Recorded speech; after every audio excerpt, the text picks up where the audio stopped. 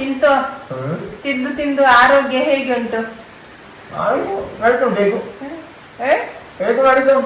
ಎಂತ ಅವಸ್ಥೆ ಮಾರ, ಅವನೊಂದು ತಿಂತಾನೆ ತಿಂತಾನೆ ತಿಂತಾನೆ ಪುರ್ಸೋತಿಲ್ಲದೆ ತಿಂತಾನೆ. ಈಗ ಗಂಟೆ ಎಷ್ಟಾಯ್ತು?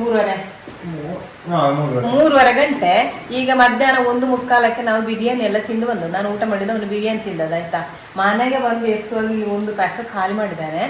ಎಷ್ಟು ಹೊತ್ತಿಗೆ ತಿಂದುಕೊಂಡೇ ಇರ್ತಾನೆ. ನಿಮ್ಮಲ್ಲಿ ಕೂಡ ಹಾಗೇನಾ ಅಥವಾ ನಮ್ಮಲ್ಲಿ ಮಾತ್ರ ಇವನು ಹೀಗೇನಾ ನನಗೆ ಗೊತ್ತಿಲ್ಲ.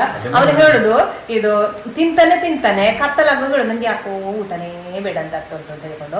ಮೊನ್ನೆ ಒಂದು ದಿವಸ ಉಂಟಲ್ಲ, ಸಂಜೆ ಕಾಲೇಜಿಂದ ಬಂದು ಎಂತ ತಿಂದದ, ಕಾಲೇಜಿಂದ ಬರುವಾಗ ಇಲ್ಲಿ ಮೊಟ್ಟೆ, ನಾನು ಬರುವಾಗ ಮೊಟ್ಟೆ ಆಫ್ ಆಯಿಲ್ ಮಾಡಿ ತಿಂದದ.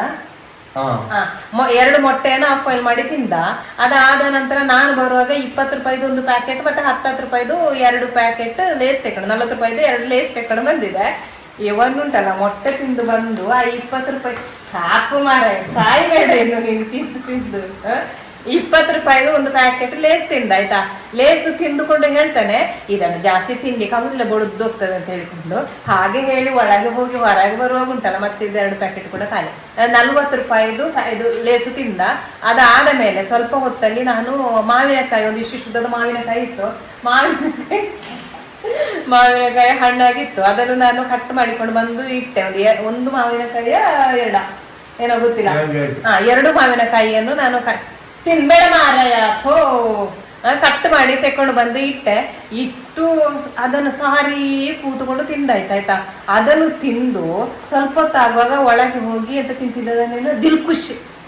ಅದನ್ನು ತಿಂದಾದ ಮೇಲೆ ವಾಪಸ್ ಹೇಳ್ತಾನೆ ನನಗೇನು ತಿನ್ಬೇಕು ಅಂತ ಆಗ್ತಾ ಉಂಟು. ವಾಪಸ್ ಹೋಗಿ ದಿಲ್ಖುಷ್ ತಿಂದ. ಇದೆಷ್ಟು ಸಂಜೆ 5 ಗಂಟೆದ ನಂತರ ದಿಲ್ಖುಷ್ ತಿಂದ ಆದ ನಂತರ ಸ್ವಲ್ಪ ಹೊತ್ತು ಕಳೆದ ನಂತರ ವಾಪಸ್ ಹೇಳ್ತಾನೆ ಎಂತಾರು ತಿನ್ಬೇಕು ಅಂತ ಆಗ್ತದೆ, ನನ್ನ ಮಾವಿನಕಾಯಿ ಉಂಟಲ್ಲ ಅದನ್ನು ಕಟ್ ಮಾಡ್ತೀನಿ ಅಂತ ಅನ್ಕೊಂಡು. ಆಯ್ತು, ವಾಪಸ್ ಆ ಮಾವಿನಕಾಯಿಯನ್ನು ಕಟ್ ಮಾಡಿದೆ ಆಯ್ತಾ. ಕಟ್ ಮಾಡಿ ಆದ ನಂತರ ವಾಪಸ್ ರಾತ್ರಿ ನಾನು ಕೇಳಿ ಚಿಂತೆ ನೀನು ಊಟ ಮಾಡುದಿಲ್ವಾ, ಯಾಕೋ ಊಟ ಬೇಡ ಅಂತ ಆಗ್ತಾ ಉಂಟು ಅಂತ ಹೇಳ್ತಾನೆ. ಅಲ್ಲ ಎಲ್ಲಿ ಡಯಟ್ ಅಂತೆ, ಅಲ್ಲ ಎಲ್ಲಿಗೆ ಊಟ ಮಾಡ್ಲಿಕ್ಕೆ ಆಗ್ತದೆ ಅಂತ ಹೇಳುದು ನಾನು. ಇಲ್ಲಿ ಉಂಟಲ್ಲ ಇದು ಹಿಟಾಚಿ ಟ್ಯಾಕ್ಟ್ರಿಗೆ ಮಣ್ಣು ತುಂಬಿಸಿದಾಗೆ ಇದು ತುಂಬಿಸ್ಕೊಂಡೇ ಇರುದು, ಮತ್ತೆ ಎಲ್ಲಿಗೆ ರಾತ್ರಿ ಊಟ ಮಾಡ್ಲಿಕ್ಕೆ ಆಗ್ತದೆ. ನಂಗೆ ಬೇಡ, ಅದು ಎಣ್ಣೆ ಜಾಸ್ತಿ ಉಂಟು ಅದರಲ್ಲಿ ಎಣ್ಣೆ ಉಂಟು, ನಂಗೆ ಅದು ಇಷ್ಟ ಆಗ್ಲಿಲ್ಲ. ಇದು ಅವನು ಅದನ್ನು ನೋಡಿ ಎಲ್ಲ ಖಾಲಿ ಮಾಡಿ ಆಯ್ತು. ಯಾವಾಗ ನೋಡಿದ್ರೆ ಹಾಗೆ. ನಾನು ಉಂಟಲ್ಲ ವಾರದಲ್ಲಿ ಒಂದು 2 ಸಲ ತಿಂಡಿ ತರ್ತಾನೆ. ನೀನು ಎಷ್ಟು ರೂಪಾಯಿ ತಿಂಡಿ ತಂದಪ್ಪ? 280 ರೂಪಾಯಿ ತಿಂಡಿ ನಿನ್ನೆ ತೆಕೊಂಡು ಬಂದು ಇವತ್ತು ನಾಳೆ ಹೇಗೂ ಸಂಡೆ ಅಲ್ಲ, ನಾಳೆ ಅದು ಖಾಲಿ ಆಗಿರ್ತದೆ. ನಾಡಿದ್ದು ಒಂದು ವಾಪಸ್ ಒಂದು 2 ದಿವಸದಲ್ಲಿ ತರ್ತಾನೆ. ಹೇಗಿದ್ರು ವಾರದಲ್ಲಿ 2 ಸಲ ಅಷ್ಟೊಂದು 500 ರೂಪಾಯಿ ತಿಂಡಿ ತರ್ತಾನೆ. ಅದು ಹೇಗೆ ಖಾಲಿ ಮಾಡ್ತಾನೆ ಅಂತಲೇ ಗೊತ್ತಿಲ್ಲ. ಅದು ಅಲ್ಲದೆ ವಾಪಸ್ ಎಡೆಯಲ್ಲಿ ಹೋಗಿ ಚಿಕನ್ ರೋಲು ಮತ್ತೆಂತ ಚಿಕನ್ ರೋಲು, ಕಟ್ಲಿಟ್, ಮತ್ತೆ ನಾವು ಹೊರಗೆ ಹೋಗಿ ಎಂತಾರು ತಿಂತೇವೆ, ನೂಡಲ್ಸ್ ಅದಿದೆ ಎಂತಾರು ತಿಂತೇವೆ. ಅದು ಅಲ್ಲದೆ ಇದು ಇಷ್ಟು ತಿಂಡಿ ತಿಂತಾನೆ. ನಮ್ಮ ಮನೆಯಲ್ಲಿ ಮಾತ್ರ ಹೀಗೇನಾ, ಎಲ್ಲರ ಮನೆಯಲ್ಲಿ ಹೀಗೇನಾ ಅಂತ ನಾನು ಯೋಚನೆ ಮಾಡುದು. ನಾನು ಹೇಳುದು ನೀ ಎಂತ ತಿಂತೀಯ ಮಾರಾಯ, ಎಂತ ತಿಂತೀಯ ಅಂತ ಹೇಳ್ಕೊಂಡು. ಅವನುಂಟಲ್ಲ ಕಾಲೇಜಲ್ಲಿ ಒಂದು ದಿವಸ ಅವನ ಯಾರೋ ಕ್ಲಾಸ್ಮೇಟ್ ಒಬ್ಬನು ಅರ್ಧದಿಂದ ಹೋದಂತೆ. ಅವನಿಗೇನು ಹೊಟ್ಟೆ ನೋವು ಸ್ಟಾರ್ಟ್ ಆಯ್ತಂತೆ, ಅವನು ಅರ್ಧದಿಂದ ಮನೆಗೆ ಹೋದಂತೆ. ಇವನು ಅವನ ಅಣ್ಣನೊಟ್ಟಿಗೆ ಹೇಳುದು ಎಂತ ಮಾರಾಯ, ಅವರಿಗೆಲ್ಲ ಹೊಟ್ಟೆ ನೋವು ಬಂದ ಅವರು ಅರ್ಧದಲ್ಲಿ ಮನೆಗೆ ಹೋಗ್ತಾರೆ, ನಾನು ಇಷ್ಟು ತಿಂತೇನೆ, ನನಗೇನು ಕೂಡ ಆಗುದಿಲ್ಲ, ಏನಾದ್ರೂ ಆಗ್ತದ ಹಾಗೆ ನಂಗೆ ಅರ್ಧದಿಂದ ಬರ್ಬೋದು ಅಂತೇಳಿ ನಾನು ತಿನ್ನುದು, ಆದ್ರೂ ಕೂಡ ನಂಗೆ ಏನೂ ಆಗುದಿಲ್ಲ ಅಂತ ಹೇಳಿಕೊಂಡು. ಈಗ ಇಂಥ ತಿಂಡಿ ಎಲ್ಲ ತಿನ್ನುವಾಗ ಉಂಟಲ್ಲ, ಇಂಥ ತಿಂಡಿ ಎಲ್ಲ ತಿನ್ನುವಾಗ ಇದಕ್ಕೆ ಬೇಗ ಕೊಡ್ತಾನ ಅವನು.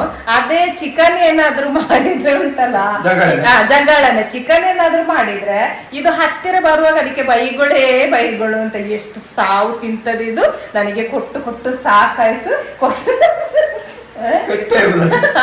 ಕೊಟ್ಟಷ್ಟು ತಿಂತ ಉಂಟು ಇದು, ಎಷ್ಟು ಸಾವು ತಿಂತದೆ ಇದು ಅಂತ. ಪಾಪ ಅದಕ್ಕೆ ಬೈಗಳು ಇದು ನೋಡಿ, ಪಾಪ ಇದೆ ನೋಡ ಮಗಳೇ, ಮುಖ ತೋರಿಸಿ ಇಲ್ಲಿ ನೋಡಿ, ಇಲ್ಲಿ ವಿಡಿಯೋಕ್ಕೆ ತೋರಿಸಮ್ಮ.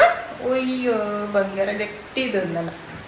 ಇದು ಹಾಗೆ ರೋಲು ಅದು ಇದು ಅಂತ ಹೇಳ್ಕೊಂಡು ದನಕ ಮಡ್ಡಿಟ್ಟಾಗಿ ಇಡ್ತಾನೆ. ಈಗ ಇವತ್ತಿಗೆ ಬಿರಿಯಾನಿ ತಿಂದು ಆದ ಮೇಲೆ ಬಂದು ಈಗ ಇದನ್ನು ತಿಂದ. ಈಗ ಮೂವಿಗೆ ಹೋಗುದಂತೆ. ಮೂವಿಗೆ ಹೋಗುವಾಗ ಮೂವಿಗೆ ಹೋಗ್ಲಿಕ್ಕೆ 300 ರೂಪಾಯಿ ಬೇಕು ಹೇಳಿದ. ಹಾಗೆ ನಾನು 300 ರೂಪಾಯಿ ಕೊಟ್ಟಿದ್ದೇನೆ. ಮೂವಿಗೆ ಎಷ್ಟು ಅಂತ ಹೇಳಾಗ 200 ರೂಪಾಯಿ ಅಂತೆ.